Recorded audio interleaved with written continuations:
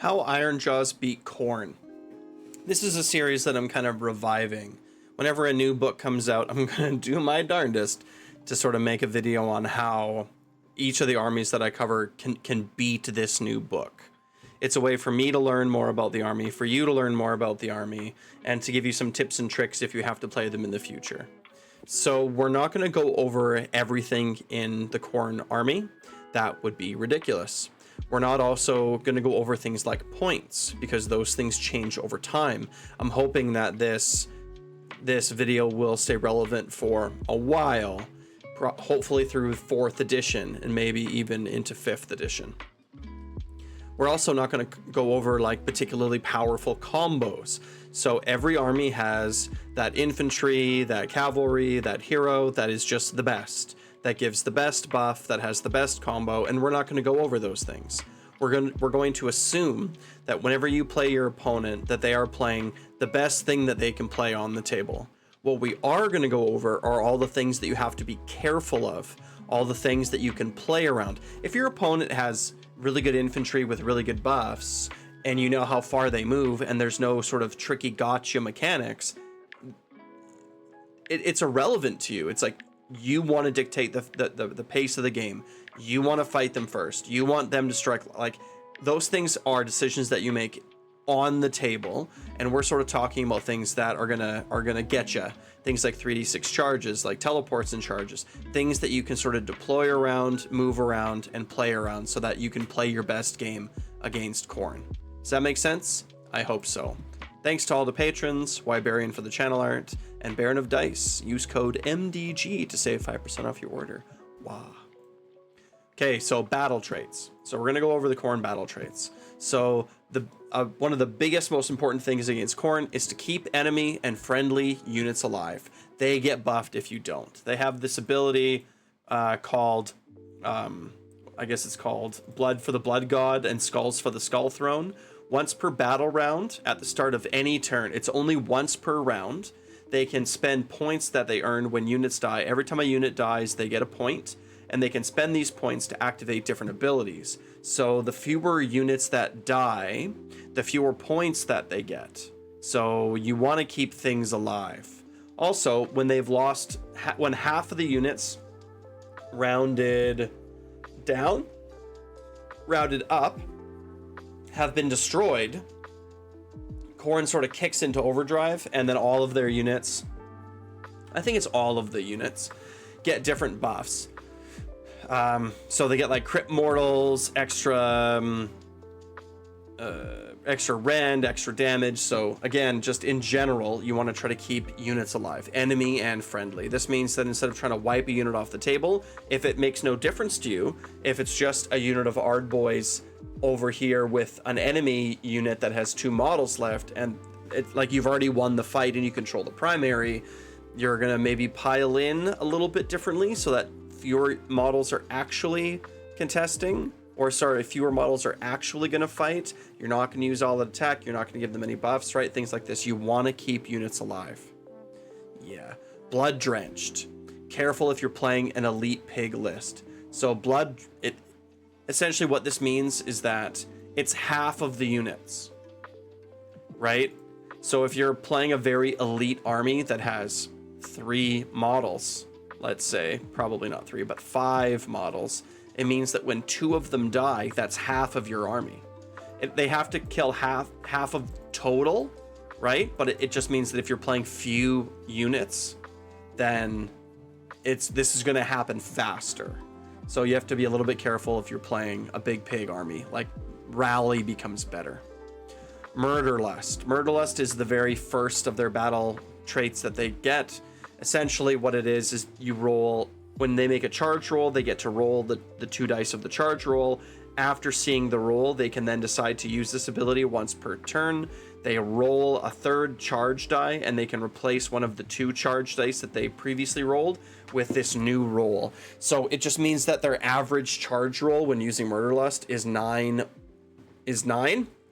So everything goes further than you think.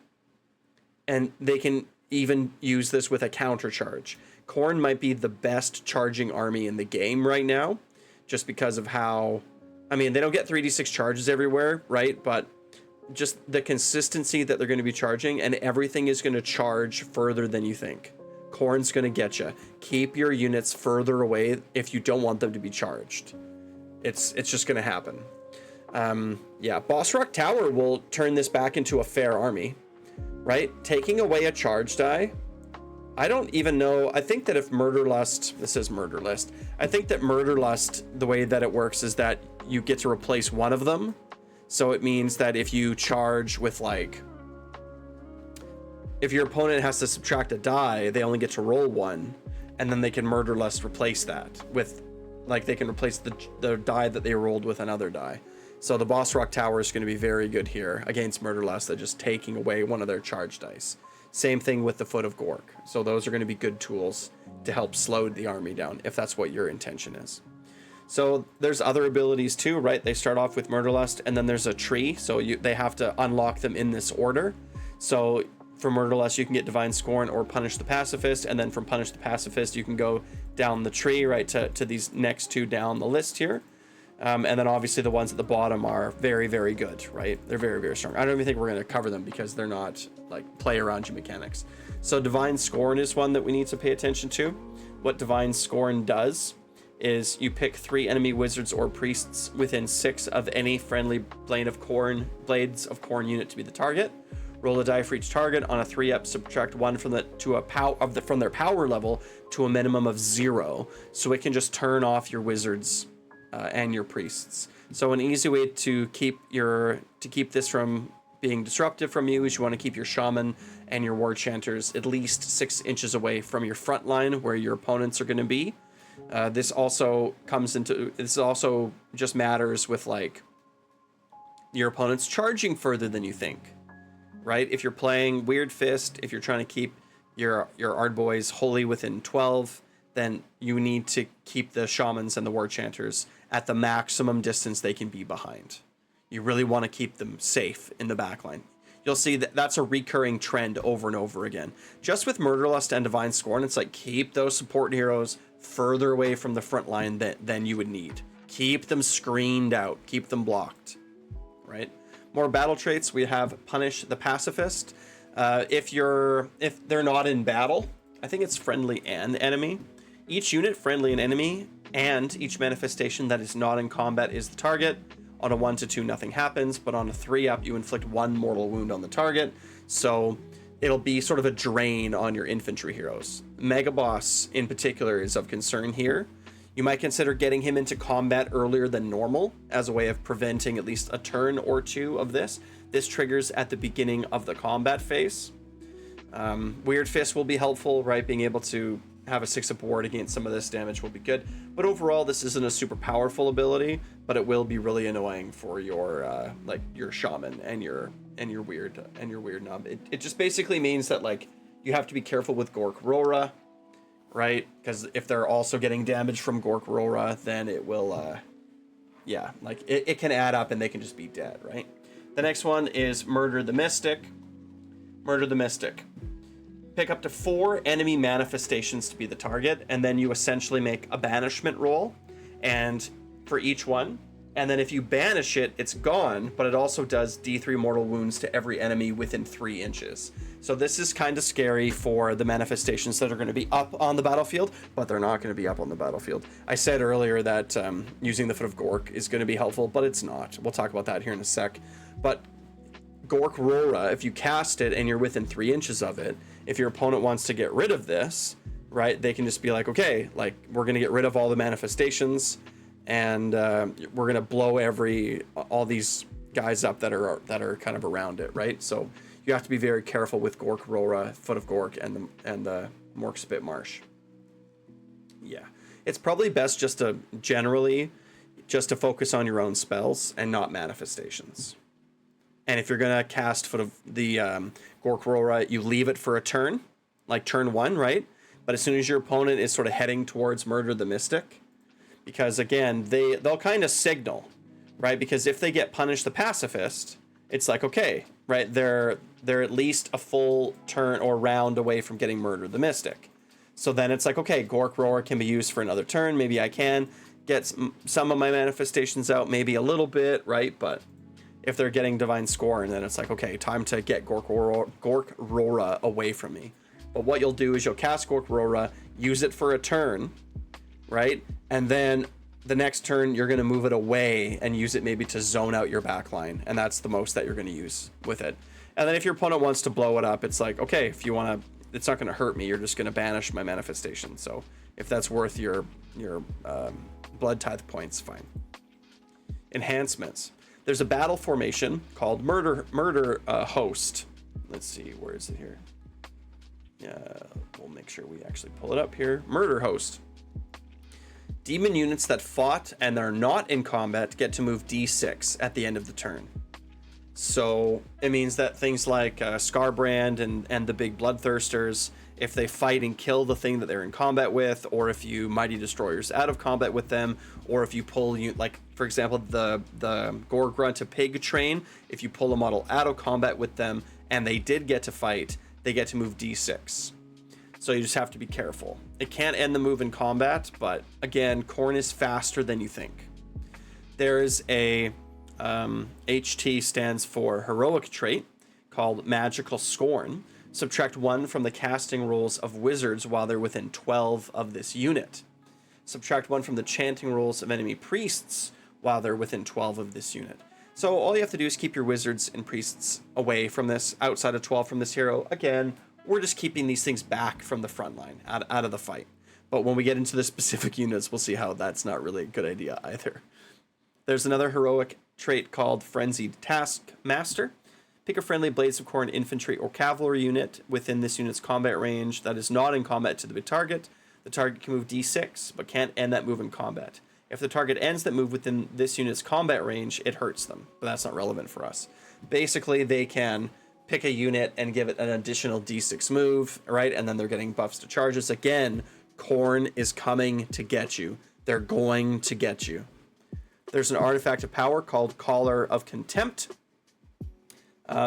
It basically lets a hero use Unbind as if it had Wizard 1, and if it successfully unbinds, it does D3 mortals.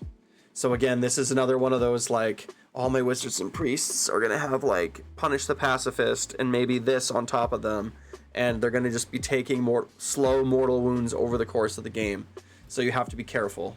Like activating, I said that you can activate Gorkora in the first turn, but you have to be careful with that too, because if you accidentally put 2 mortal wounds on your own unit at the very beginning of the game to get +2 to cast, and all of a sudden it's like, oh, they unbound me for D3 and I'm taking punish, all of a sudden it's like you're losing your buff pieces, when maybe it would have been better just to ignore all of these things and just, you know, go with no buffs whatsoever from Gorkora.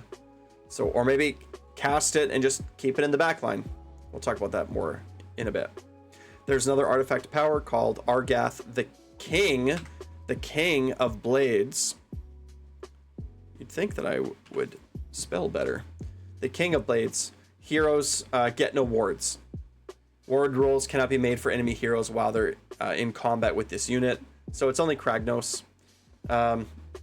Maybe Weird Fist, but your heroes probably aren't in combat. Your infantry heroes probably are not in combat. So it's not all that big of a deal. But just know that if you are playing a Kragnos list, Kragnos has that nice 5-up board. It'll just shut off that 5-up board if you're in combat with a unit that has this artifact of power. So just don't, right? Don't get in combat with them. More enhancements. We have a prayer called Blood Boil. Blood Boil. Pick an enemy, roll a number. It's a horde buster, right? It's like within 18 inches horde buster. So you just keep those Ard boys away.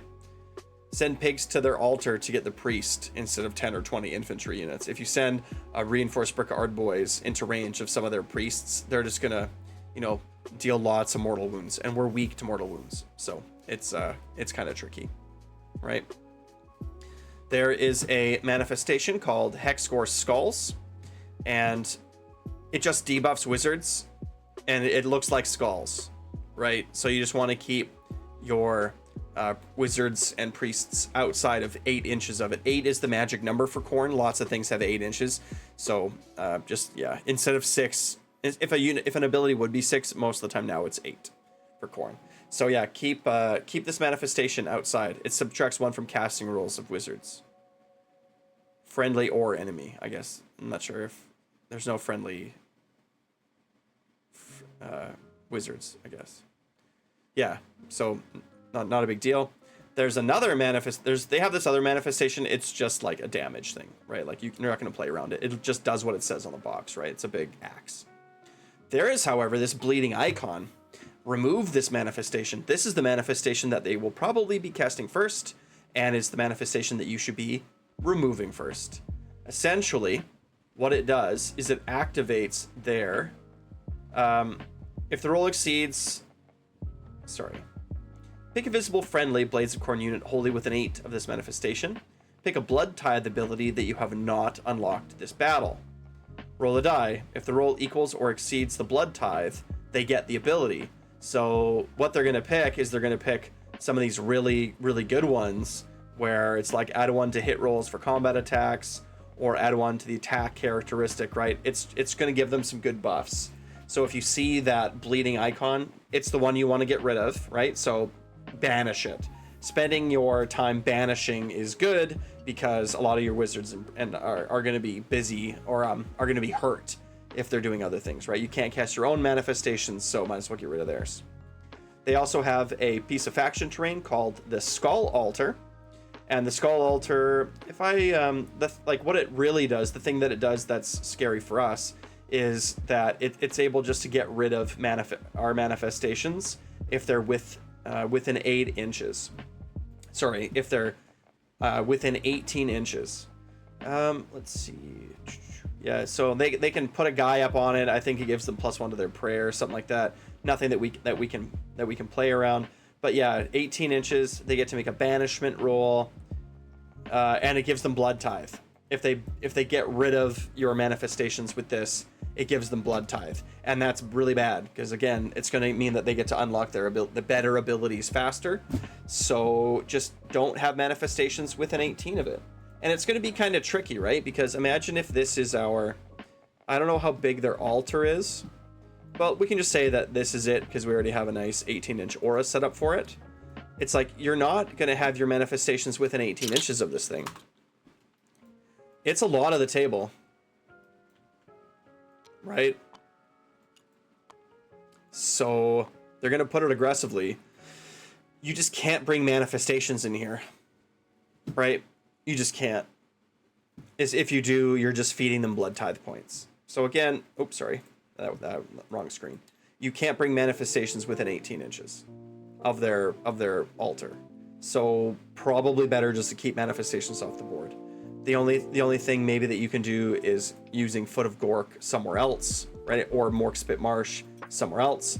But again, you have to keep friendly units away from them, so be careful where you place them, right? But nothing within the Blood Altar's range. Sorry, Skull Throne, Skull Altar, Blood for the Blood God. Cool. Next, we're going to talk about the Gore Chosen Champions. I can delete that right away. So this is totally busted right now. And the reason is because of one of their rules, which is when a unit dies on a 5-up, it just comes back. It doesn't die and it heals 1. Right? And it's a passive. It doesn't say once per turn.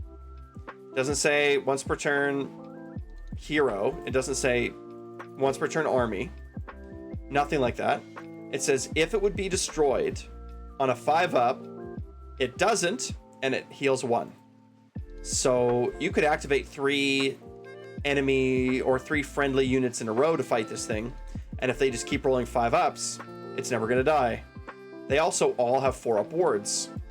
So this army is absolutely busted. It also has, it just gives like crit mortals to everything, I think. Yeah, they just have crit mortals, a 4-up ward. It's really scary. Up to 4 things can strike first once per battle.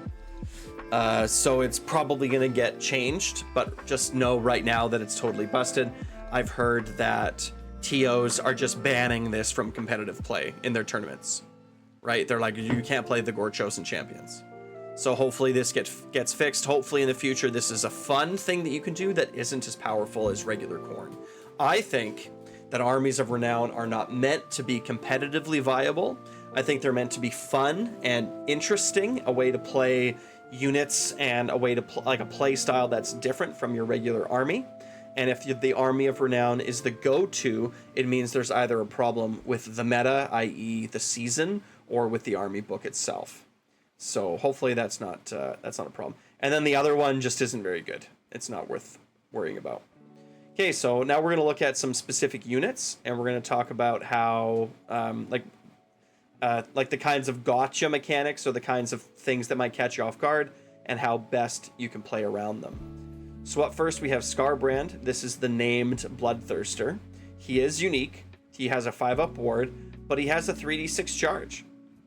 So, yeah, you have to be careful. Khorne is going to get you. He can roll 3d6 and then replace one of them with Murderlust.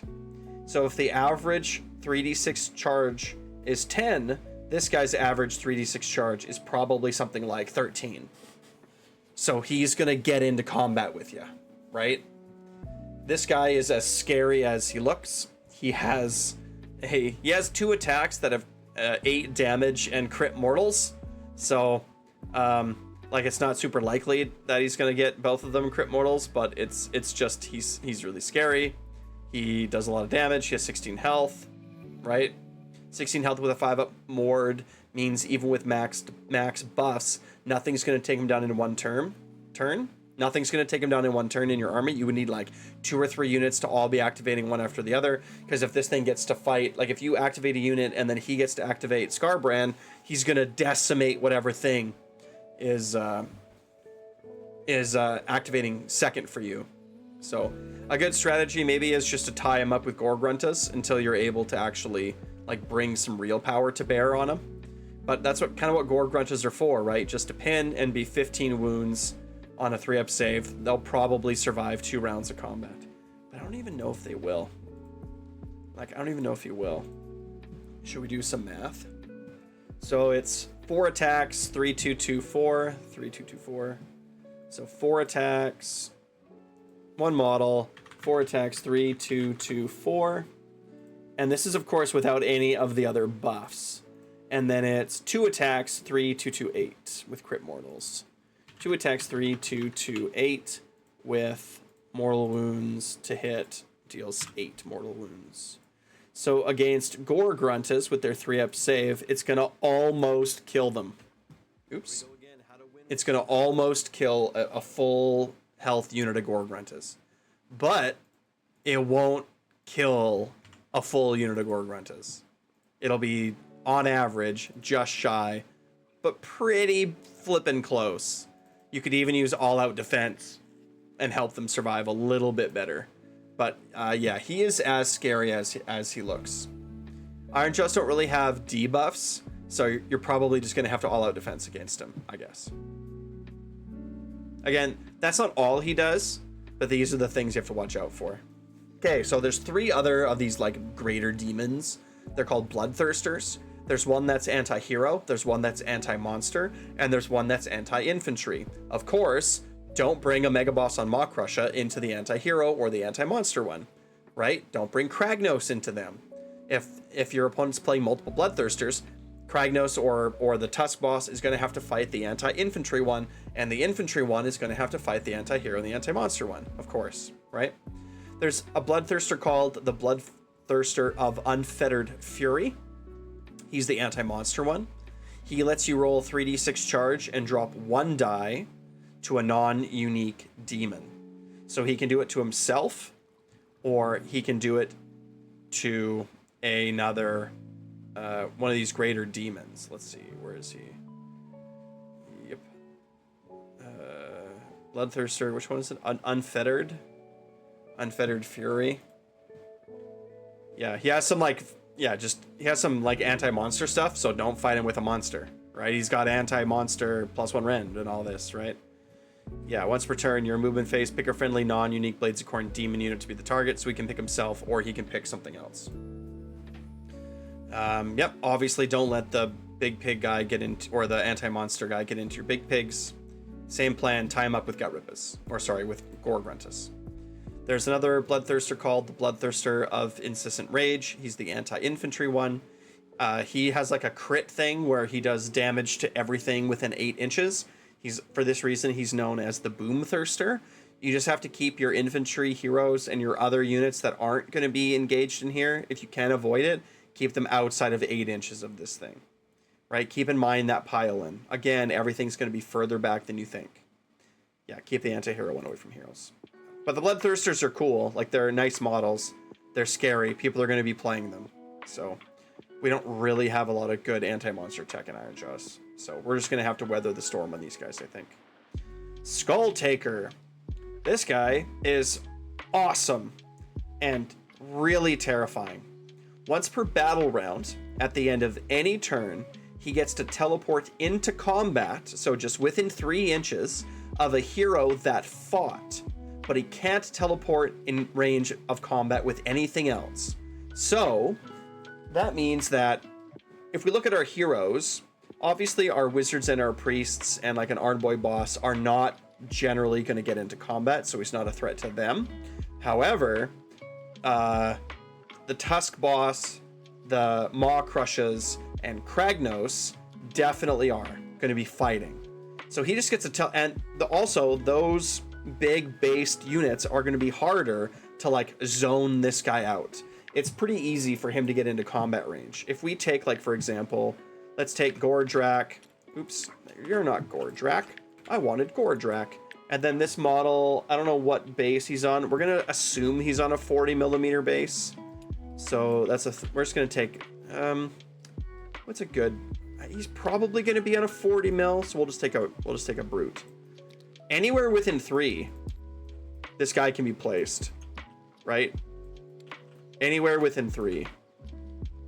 So what size is he for a base? His base size is 180. Because he's a big boy, right?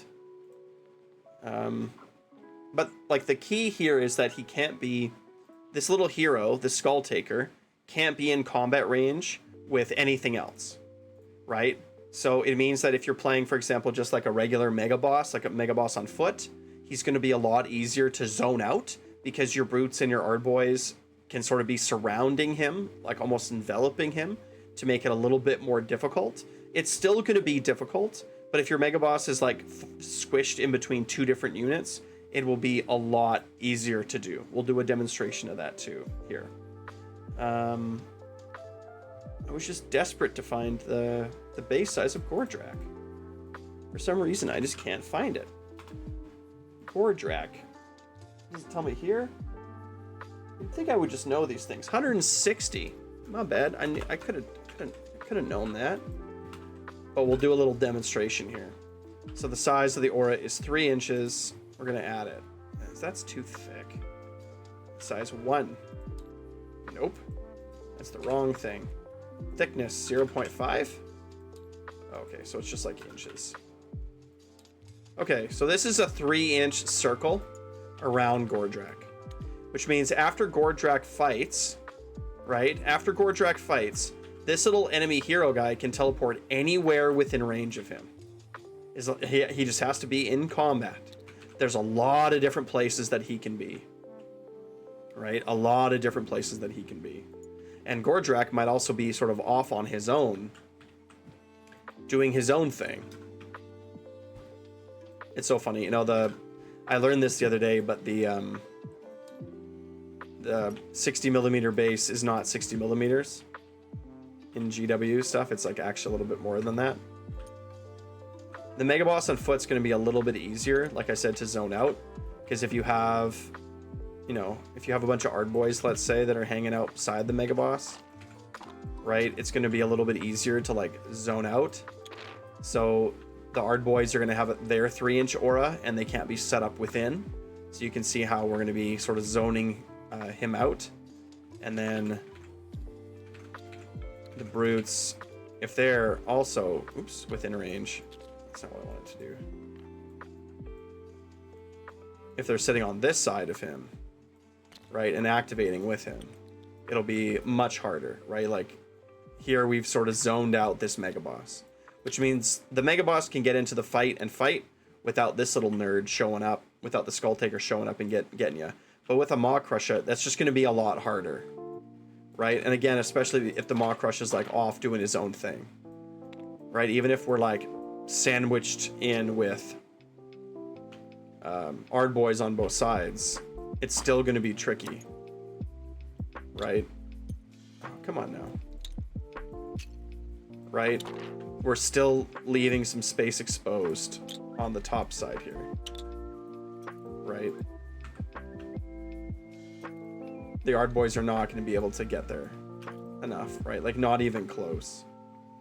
Not even close, right? It's like, so that's what he's going to be. He's going to be like a killer of like your monster heroes, right? And then he just gets strike first against heroes. So not only does he teleport into range at the end of the turn, but then he just has strike first.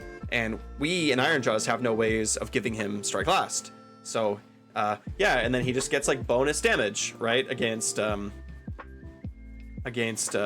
you know, he's got like anti-hero +1 rend, and he's got a pretty good attack profile, right? 6 attacks, 2, 3, 2, 2, with 3 rend against heroes with strike first, right? And then if he kills heroes, he heals. He can only do the teleporting once, but it'll be enough to be really annoying. This guy is poised to trade up. So, yep, just be careful, right? Just be careful with him. Yep. Manifestations can be used to help zone out too. So in my little tabletop simulator example here, if I happen to have a Gorkora that was active at the back of the battlefield outside of 3 inches of everybody, right? Because Gorkora has a movement, he'll be able to zone out the back a little bit, and then maybe be able to give, you know, maybe these Ard Boys can actually move up a little bit and do a much better job of zoning out. But you can still see it's like this still isn't zoned out, right? It's like if you want him to be zoned out, it's going to have to really be like on all sides, right? I bet you it would be really tricky for me to even come up with a way that this would work, right? Because it's got to be 3 away from here and 3 away from here. So these guys are too close, right? He's going to have to really be like enveloped to keep the Skull Taker off of him. This would probably work, right? This has got to be at less than 6. Yeah. So like this would work. Gordrak could fight in this position, right? But what's he fighting, right? It's going to be really tricky. This guy's going to be super annoying. Okay, so next unit, Karanak. What this hero does is it picks a hero to be its quarry in their movement phase. And it can pick a different hero every movement phase. He then can teleport anywhere he wants on the map within 6 inches of that hero, but outside of 9 inches of everything else. He also brings the units of hounds with him, and they get +2 to charge when they're within range of Karanak. The hounds give wizards and priests a higher failure chance of their spells and their prayers. If I'm remembering correctly, well, here they are. Here, might as well just look at it. What they do is they you miscast if you have 1s or 2s. The spell is miscast, right? Contain 2 or more 1 or 2. So double 1s, double 2s, and then a 1 or a 2 or a 2 or a 1 are miscasts, and it's within 12 inches. So these guys are just going to get to teleport within 6 inches of your wizards, of a wizard or a priest, or I guess it's a hero, right?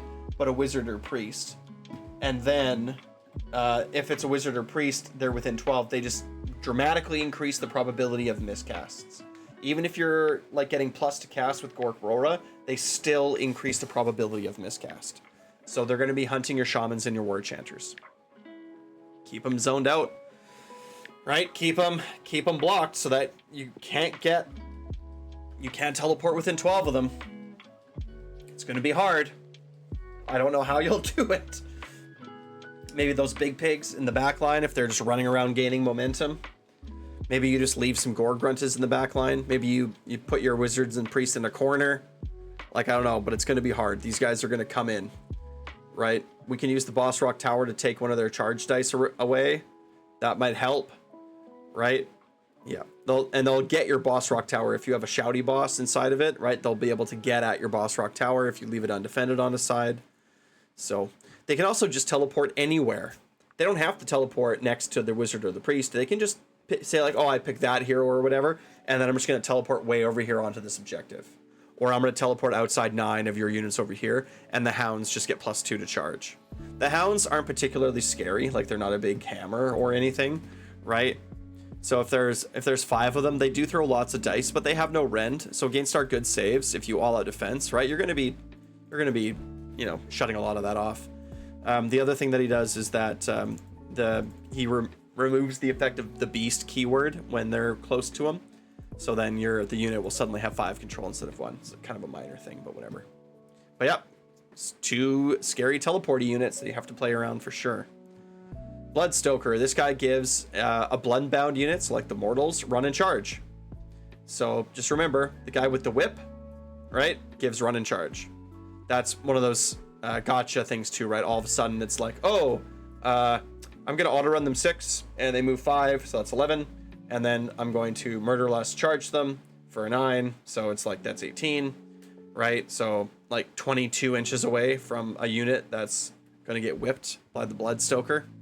Right? You're going to see a lot of him, I think. Run and charge is a powerful ability. The Skull Grinder. So the Skull Grinder, his big thing is he gives strike last. So, but there's already some kind of questions about his War Scroll if something needs to be changed, if he's already got a mistaken keyword. So we're going to talk about that first, and then we're going to talk about how I think it's probably meant to be. So here's the ability. You pick one of the targets. Oh, no, sorry. You pick an enemy unit in combat with this unit to be the target.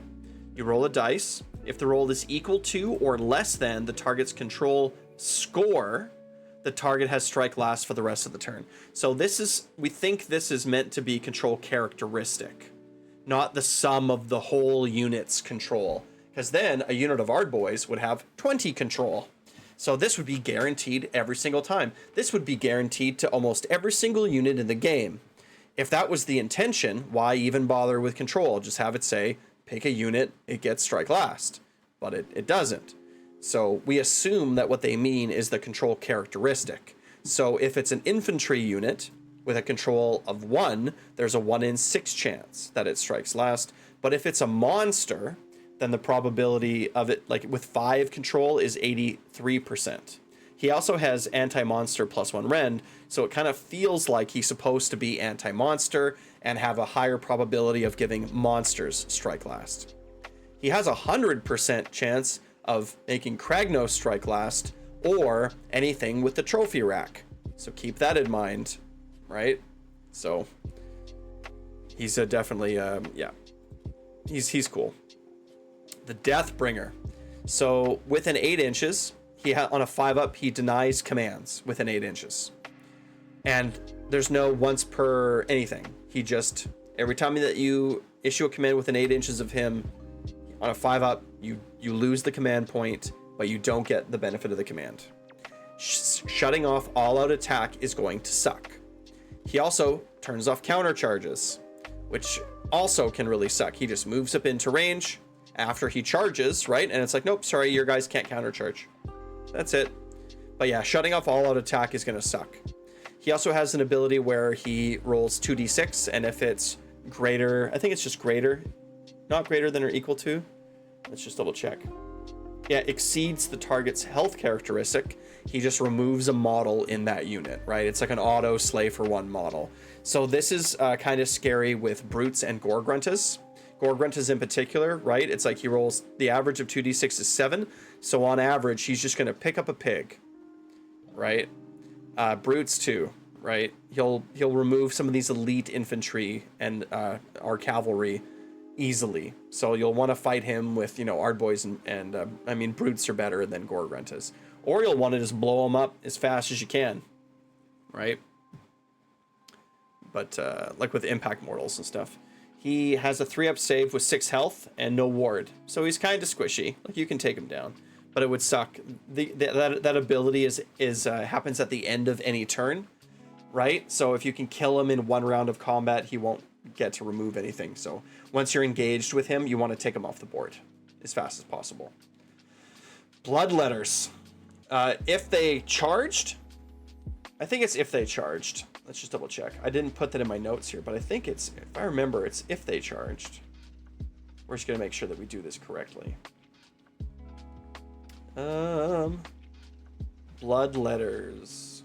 If it if it's in combat, so not if it charged, they just get a free additional pile-in. So at like when the combat phase begins, right, when you're activating your pre-fighting abilities, the bloodletters just get to move 3 inches. And then when they're chosen to fight, they get to pile in 3 inches. So it's just another reason to sweep those little squishy casters further back behind the front line than usual. Right? He's going to just get into combat with you. It's going to feel like you're being mighty destroyed. This is what happened to Murderlust, the original Murderlust. Right? It just got turned into this, I guess. Korgorath. He turns off commands if you're in combat with him on a 3-up. So you can't all-out attack this guy. Probably won't see a ton of them, but I feel like turning off commands is another gotcha. Right? Can't power through him. Yeah. Warmongers. So this is a really neat ability. If a unit is in combat with him, he can pick a model, not a unit. He can pick a model that has to fight a friendly thing. So it can fight its own unit, or if it's a single model unit, it can fight itself. So it's really neat, and it's one of the weapons, and you get to pick the weapon as the defending player. So you just want to keep your fighting monsters away, right? That's it. You just want to keep your fighting monsters away from these things. If it's one Ardboy, who cares, right? You have to win a roll-off, or the Khorne player has to win a roll-off. But, so it's like, this effect isn't super likely to go off, right? Because you have to win, not tie. So, but still, like, if you can avoid keeping your throwing your fighting monsters into this thing, then do so. You don't want the Mega Boss fighting itself. Or sorry, like the Maw Crusher fighting itself.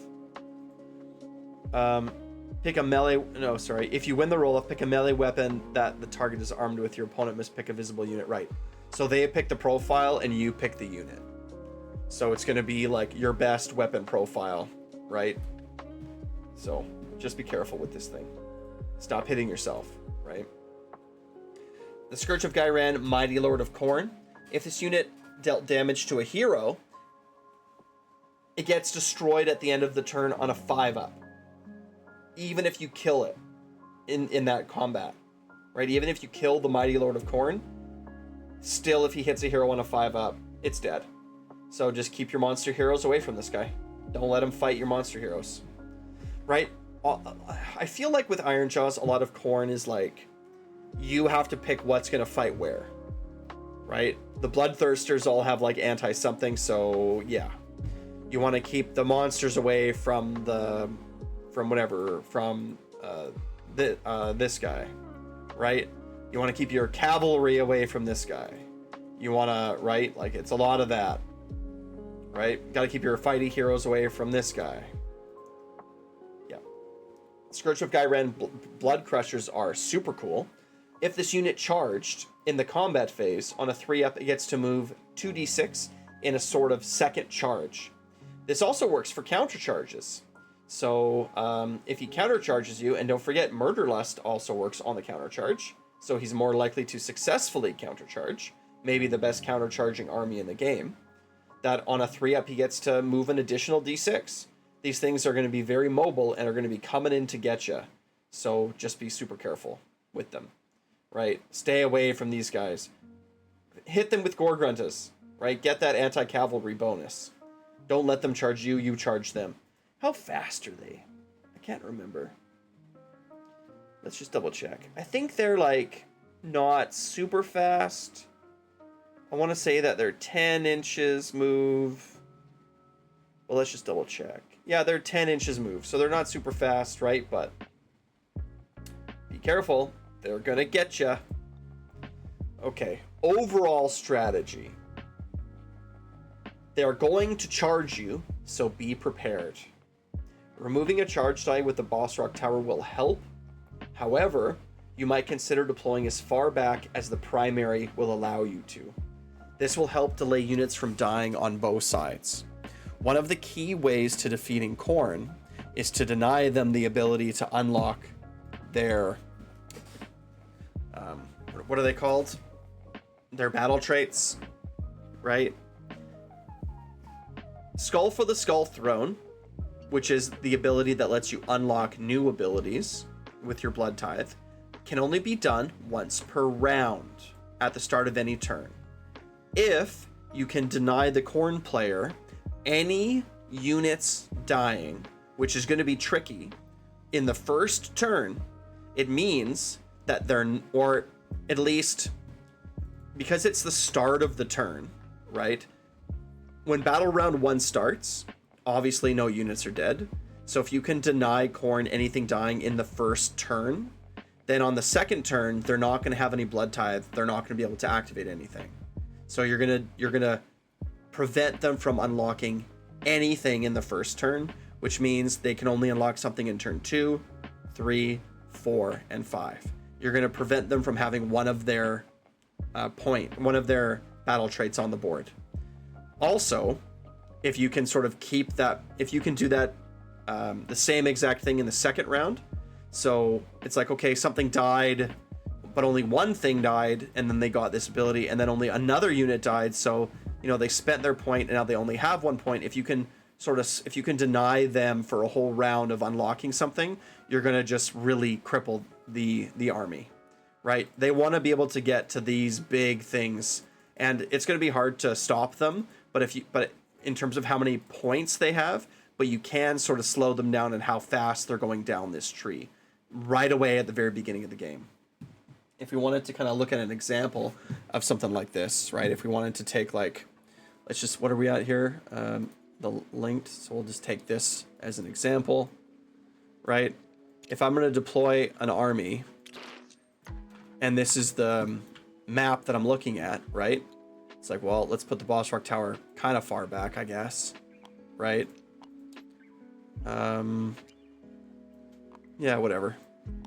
So this is, in this battle plan, you get points if you control 1 and 2, and then you get extra points if you control the pairs, so like both reds or both greens, and you also get extra points if you control the sets of 3. So it means if we control this, and if we control this, like the right, sorry, I'm not in the right thing anymore. So if we control the right objective and the back objective, it means that we're going to score as many points as our opponents on the primary. And our opponent is not going to be able to like score lots of points from if, as long as we can keep control of the red and the green, we'll be scoring even with our opponent on primary. This is what I mean by deploying as far back as the primary will allow you. We're just going to take Gore Gruntas because we're playing lots of Gore Gruntas right now, right? So it means that maybe I want to deploy just on this objective, right? Maybe he can't get me if I'm this far, right?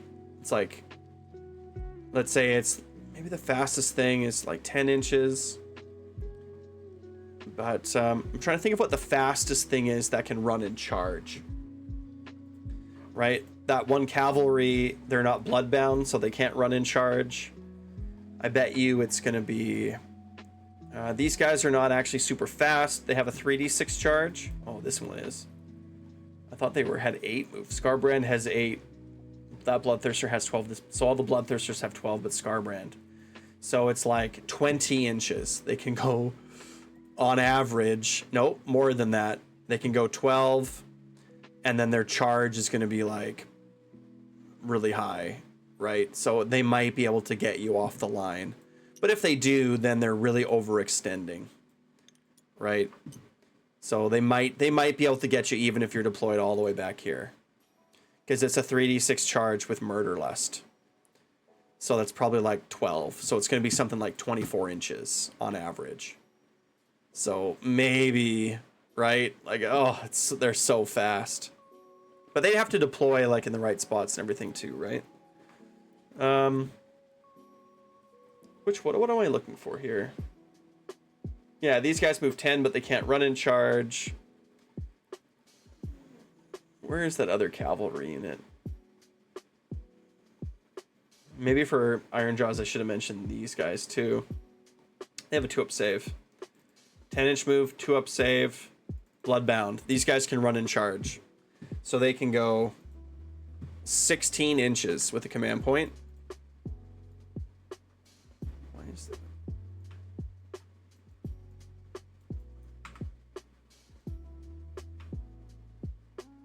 Oh, that's weird. Sorry.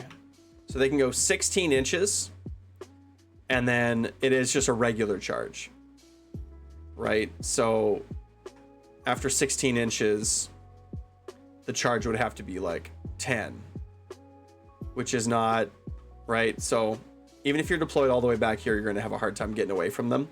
But if you wanted to deploy your army all kind of in the back here, right?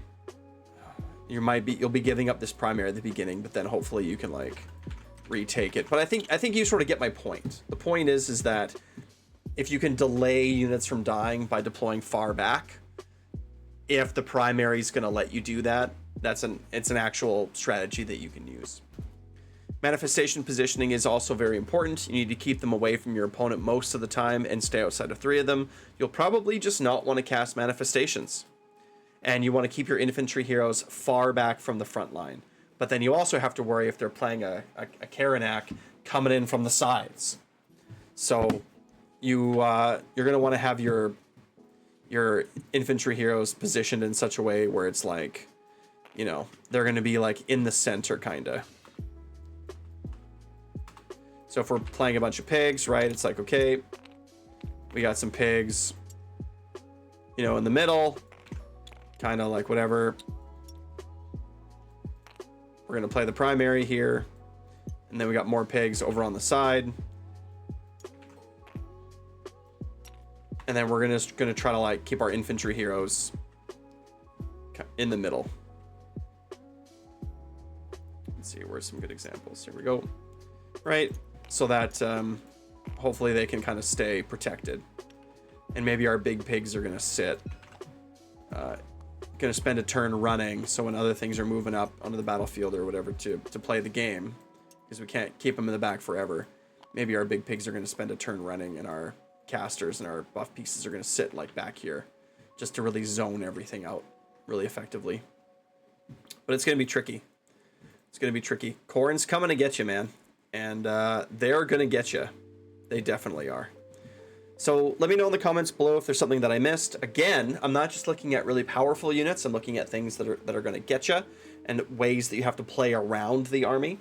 If their army does more damage than you, if they control the pace of the game, if they get into you when you don't want them to, they're going to beat you, right? So let me know what you think of this series. Comment down below or join the Discord. I'm blessed with how many great people there are in the Discord.